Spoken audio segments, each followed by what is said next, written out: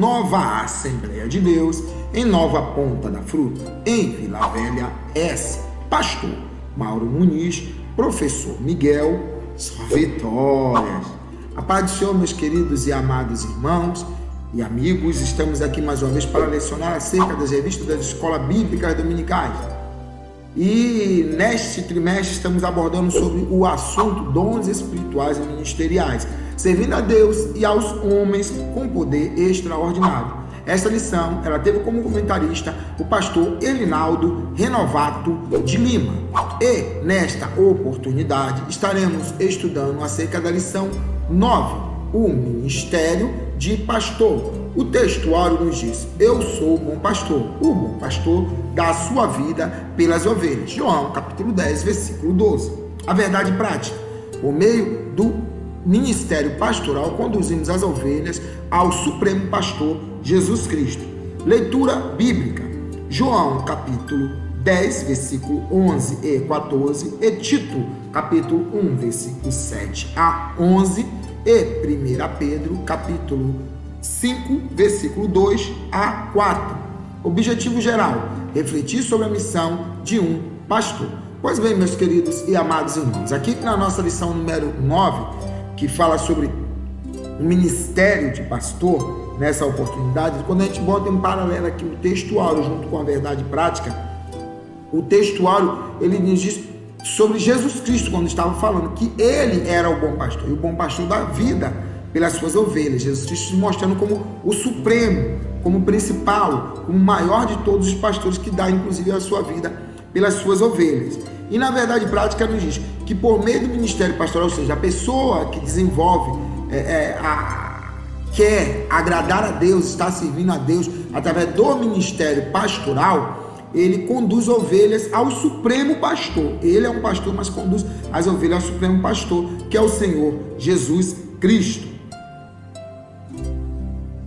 Introdução: ser pastor sempre foi uma tarefa árdua, entre elas, cuidado para com as pessoas do rebanho, visita a enfermos, questões relacionadas à administração eclesiástica e o constante desafio de se dedicar à oração, à pregação e ao ensino da palavra de Deus. O dia a dia pastoral é desafiador a quem é vocacionado por Deus para apacentar. Somente pela graça e o amor do Pai é possível encarar tão grande responsabilidade. Pois bem, quando ele está nos falando aqui introdutoriamente, o pastor Elinaldo Renovato de Lima, que é o comentarista desse trimestre, acerca da vida do pastor, do ministério do pastor, ele fala que é árduo, complicado, é difícil, embaraçoso, tem suas grandes dificuldades. Dentre elas, ele tem que visitar enfermos, questões relacionadas à administração, cuidando assim do rebanho, e é um desafio muito grande. Ele tem que se dedicar à oração, à pregação, ao ensino da palavra. Então são muitos atributos que o pastor em si tem que se dedicar para assim estar sendo um pastor que sabe cuidar e cuida direitinho das suas ovelhas. Somente pela graça e o amor do Pai é que é possível desempenhar tão grande ministério. Tópico 1: Jesus, o sumo pastor. Tópico 2: estaremos estudando as características do verdadeiro pastor. E no tópico 3, o ministério pastoral. Tópico 1: Jesus, o sumo pastor. Ponto 1: Jesus é o pastor supremo. A expressão grande pastor das ovelhas, que aparece em Hebreus capítulo 13, versículo 20, refere-se diretamente à sublimidade do Senhor Jesus como pastor do Novo Testamento, marcado pela humildade e despojamento da sua glória. O adjetivo grande enfatiza o quanto o Nazareno é incomparável e mediador da nova aliança de Deus para com os homens. Jesus Cristo é o supremo pastor em todos os aspectos. Ele venceu a morte e libertou o homem da prisão do pecado. Ele é Deus, aleluia. Então aqui, quando no ponto 1 está escrito que Jesus é o pastor supremo, ele pega uma expressão de Hebreus capítulo 13, versículo 20, que nos diz: grande pastor de ovelha. Então o Senhor Jesus Cristo como grande pastor de ovelha. Então, quando o comentarista que ele pega aqui a palavra grande para mostrar que realmente o Senhor Jesus Cristo, que ele é o grande pastor realmente, aquele que estaria, esse adjetivo grande, enfatiza o quanto ele é incomparável e é um mediador da nova aliança, dá vida pelas suas ovelhas, assim como nós sabemos que ele deu a vida pelas suas ovelhas. Então Jesus Cristo é o supremo pastor, ele venceu a morte e libertou o homem do pecado. Ponto 2. O pastor conhece as suas ovelhas. Em João capítulo 10, versículo 14, o adjetivo bom identifica Jesus como um pastor que, por amor, protege e cuida das ovelhas que lhe pertencem. Por isso, ele é o bom pastor. Tal expressão designa ainda a intimidade entre o sumo pastor e as suas ovelhas. Essas não ouvem a voz de outro pastor.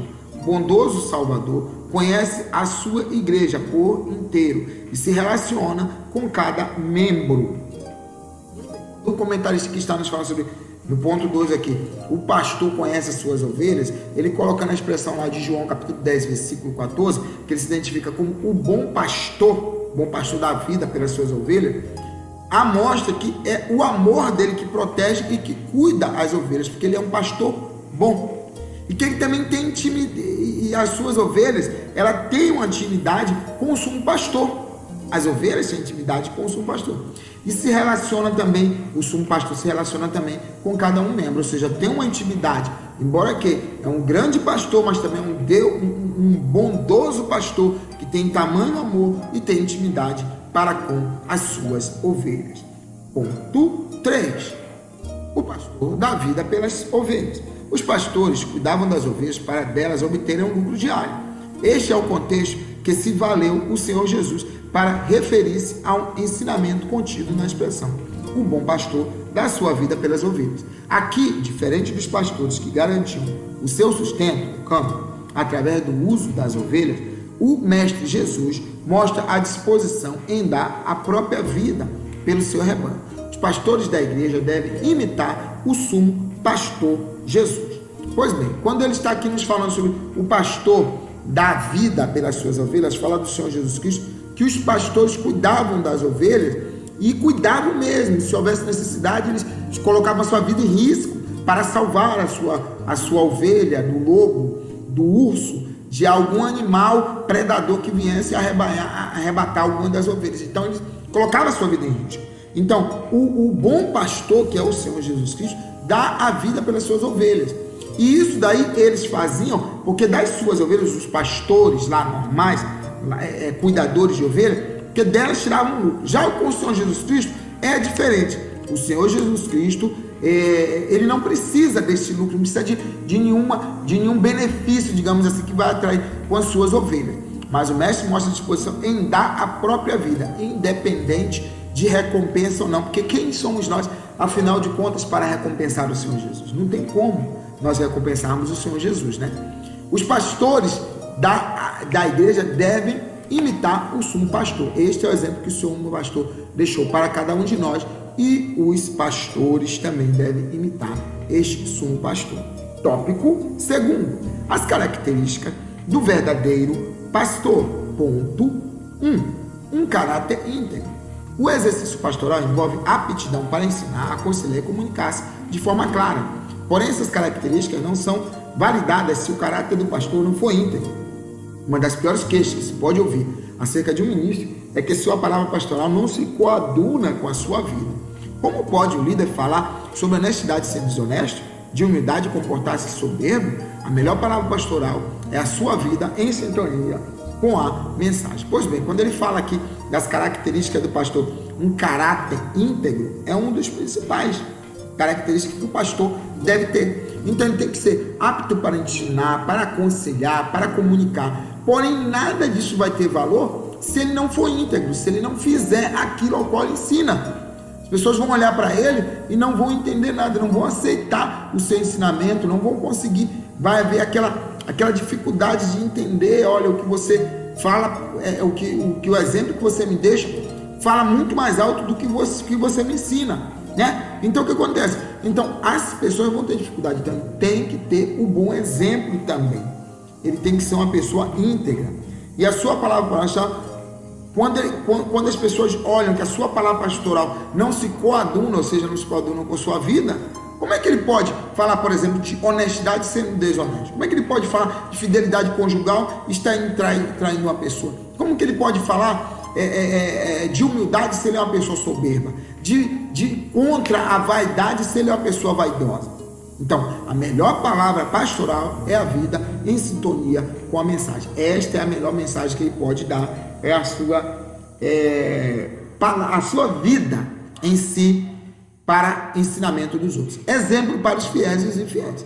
O bispo não deve ser dado ao vinho, espancador, cobiçoso de torpe ganância, contencioso ou avarento.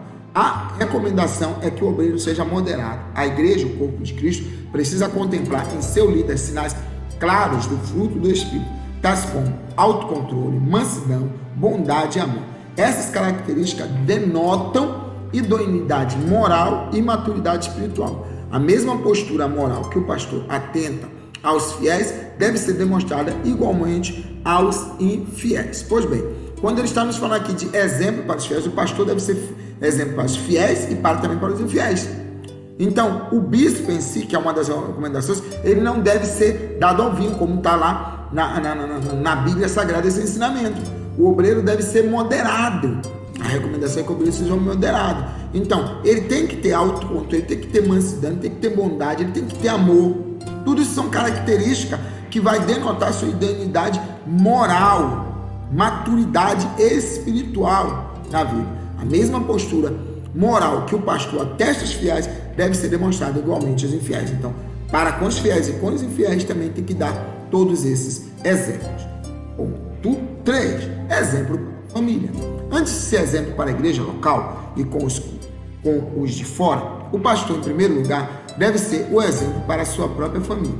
Governar a própria casa com modéstia e equilíbrio, criando seus filhos com respeito, é o testemunho que toda a família cristã deseja experimentar na convivência sadia com o pastor, que é esposo, pai e avô. Portanto, todo obreiro deve cuidar bem de seu lar, pois sem o devido respaldo deste, seu ministério jamais terá credibilidade. Mais um motivo aqui de nós vermos, ele tem que ser exemplo também para a família, tem que ser um exemplo para a família. Antes de tudo isso que nós já tínhamos estudado sobre o pastor, ele deve demonstrar esse bom exemplo para a família. Deve ser exemplo para com a sua família, não só, nós tínhamos falado, para os fiéis e infiéis, mas também, principalmente, com a sua família. Então a Bíblia Sagrada nos fala que como governará a casa do Senhor, se não governar bem a sua própria casa, criando bem os seus filhos. Ele tem que ser um bom pastor, um bom pai, um bom avô. Sem esse devido respaldo de ter com a sua família, jamais o seu ministério terá credibilidade. Não vai ter credibilidade se ele não for bom também na sua casa, no seu lar. Tópico 3, o ministério pastoral. Ponto 1. A missão do pastor. O termo pastor, do grego poimen, do Novo Testamento, tem o significado de apacentador de ovelhas. De acordo com essa definição, podemos afirmar que a principal missão de um ministro é cuidar das pessoas que receberam Cristo como Salvador, dando-lhes alimento espiritual através do ensino da palavra de Deus, como encontramos no livro do profeta Isaías. O verdadeiro pastor cuida das ovelhas com amor e compaixão, entregando-se as suas demandas. Pois bem, quando ele fala aqui da missão do pastor em si, ele nos fala que a palavra no grego original, ela tem como significado apacentador de ovelhas. Este é o significado da palavra pastor, apacentador de ovelhas. Então esse apacentador de ovelhas é aquele que cuida das pessoas, recebem de Cristo como Salvador, as pessoas que recebem a Cristo como Salvador, e o pastor tem a função de alimentar, de cuidar dessas pessoas, alimentando cada uma delas com a palavra de Deus. Então, como encontramos no livro do profeta Isaías, o verdadeiro pastor cuida das ovelhas com amor e compaixão, entregando as suas demandas. Esta é a missão do pastor. Missão polivalente, embora aqui é uma missão, mas na verdade ela é polivalente, tem várias coisas que ele tem que fazer. A missão do pastor também é múltipla, pois o ministério envolve o ensino, o aconselhamento, a evangelização e missões, bem como pregação expositiva da palavra de Deus, que é o seu mais importante empreendimento. O pastor age como um bom conciliador e administrador eclesiástico dos bens e recursos humanos, disponível para toda a boa obra da igreja local. Está sob os seus cuidados a gestão dos bens materiais primordiais e das finanças da igreja. Pois bem, quando ele fala aqui de uma missão, nós vimos no slide passado sobre a missão do pastor, mas essa missão mesmo, ela é polivalente, porque ele tem que cuidar do ensinamento, do aconselhamento, da evangelização, da missão. Ele tem que ser um bom conciliador, administrador eclesiástico dos bens e dos recursos da igreja, entendeu? E a missão mais importante que ele tem é a pregação da palavra em si para as suas ovelhas, alimentando-as com a palavra de Deus. Então, também e além disso, ainda tem que cuidar de bens materiais, as finanças da igreja, como é que estão os bens materiais da igreja, e aí por diante. Ponto 3. Cuidado com os falsos pastores. A si mesmo, exploram o rebanho, não demonstram amor pelas ovelhas. Ele inspirou Paulo a escrever para Tito, quando da sua instrução pastoral, que este estivesse firme e fiel à palavra, que é conforme a doutrina, para que seja poderosa, tanto para demonstrar com a sã doutrina, como para convencer os contradizentes, porque há muitos desordenados, faladores, vãos e enganadores, aos quais convém tapar a boca, como está escrito na palavra de Deus. Então, cuidado com os falsos pastores. Esses são os falsos pastores. Os que apacentam a si mesmo, exploram o rebanho, não demonstram amor pelas ovelhas. Jesus Cristo inspirou a Paulo a aconselhar, a ensinar a Tito acerca da boa palavra. Ele diz: mantém firme a fiel palavra. Você tem que estar firme a fiel palavra, que é conforme a doutrina, para que seja poderosa, tanto para admoestar com a sã doutrina, como para convencer os contradizentes. Porque há muitos desordenados faladores vãos, e como fala na palavra, aos quais convém tapar a sua boca. É o que Paulo ensinou para Tito. Conclusão: o dom ministerial de pastor é concedido àqueles a quem Deus chama para servir ao seu rebanho. Eles estão sob os cuidados de líderes para serem alimentados com a palavra. O objetivo do ministério pastoral é fazer com que o rebanho do Senhor cresça na graça e no conhecimento do Senhor, do Evangelho. O pastor precisa da graça divina para não fracassar em seu ministério. Oremos pelos pastores, compreendemos as suas lutas e os apoiemos com amor. Pois bem, concluindo a nossa lição aqui, o comentarista pastor Rinaldo Renovato de Lima, ele nos dá aqui a questão do dom ministerial, né, que é um dom ministerial também, que nós sabemos, esse dom do pastor, né, que no caso nós temos como exemplo a questão do dom ministerial, que é concedido àqueles a quem Deus chama para servir. Este é a questão do dom ministerial de pastor. Então, ele tem que alimentar as pessoas através da sua palavra, cuidados que o líder tem que ter, certo? O ministério do pastor é também para fazer do rebanho cresça na graça e no conhecimento do Evangelho, tem que crescer na graça e no conhecimento do Evangelho. Então, o pastor precisa da graça divina para não fracassar. Oremos pelos nossos pastores, apoiemos com amor e oremos para que eles possam fazer a obra de Deus, como a palavra de Deus nos diz, não como que gemendo, como aquele, mas sim com amor, com alegria, com satisfação. E dito isto, chegamos ao final de mais uma lição de Escola Bíblica Dominical. Lição essa que estamos estudando nesse trimestre, dons espirituais e ministeriais. E neste domingo estivemos estudando acerca da lição número 9, o Ministério de Pastor. No domingo que vem estaremos estudando acerca do Ministério de Mestre ou Doutor. Daqui até lá, do jeito que eu costumo sempre dizer, é só vitórias!